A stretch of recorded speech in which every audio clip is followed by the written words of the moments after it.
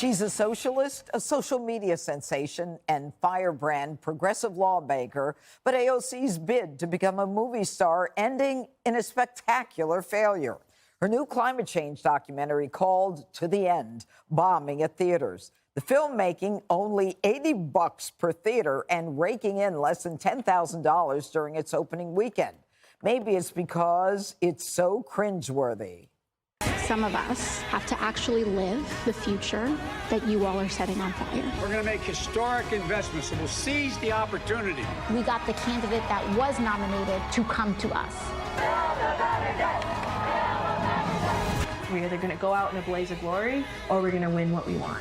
America has faced threats before and come out stronger. All right, well, AOC is one to get a lot of attention whenever she speaks about anything. And yet this is when the people would actually come out and affirm or confirm whatever it is she's doing. Why did she flop, Greg?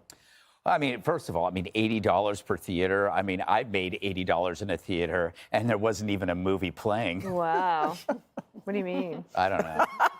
You know, it's no surprise. Who would go see a movie that's the opposite of entertaining? There's nothing entertaining about that. Michael Moore's colonoscopy is more entertaining than that because there's probably more twists. But it does show you how great it is to be a progressive in a liberal biased culture. She really doesn't do her job, right? She makes movies, she goes to galas, she sits for glossy butt-kissing interviews in GQ and other women's mags. Once you get over the fact that you're hollow inside, it's not a bad life. All right, Dana? Well, I think that I read a little bit of the New York Times review. And Teo, he thinks that the hopelessness of the movie makes it a hard sell for people who would go see the movie and also for voters to change their minds about climate change. But they said for AOC that she offers the best on-screen antidote to despair because she's funny. A canny political strategy, but they don't like it if conservatives are funny.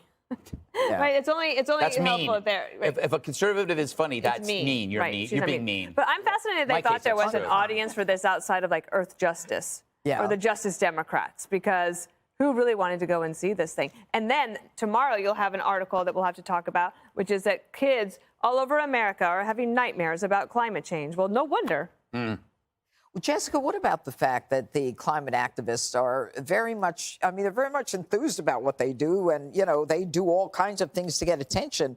They're willing to get run over on the highways and get their skin glued to in museums. Why aren't they at least showing watching a movie?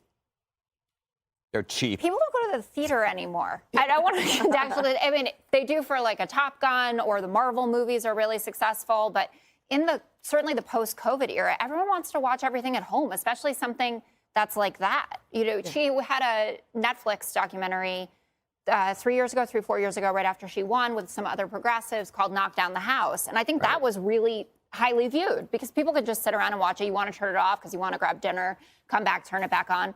But the most successful climate documentary was Al Gore's An Inconvenient Truth, and it only made $24 million.